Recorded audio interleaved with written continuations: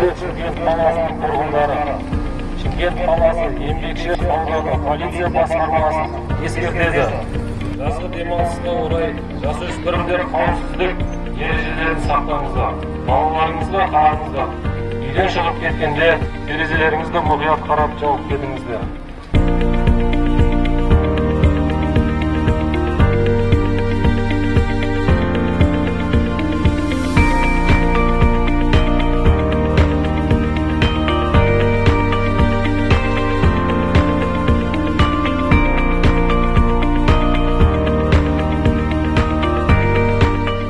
Бүгін 22.07.2021 жылы Еңбекші ауданында орналасқан көпқабатты тұрғын үйлердің тұрғындарына жазғы демалысқа байланысты қауіпсіздік ережелерін сақтау мақсатында көпқабатты үйлердің терезелеріне арналған темір торлардың орналастыру жайында профилактикалық түсіндірме жұмыстары жүргізілді.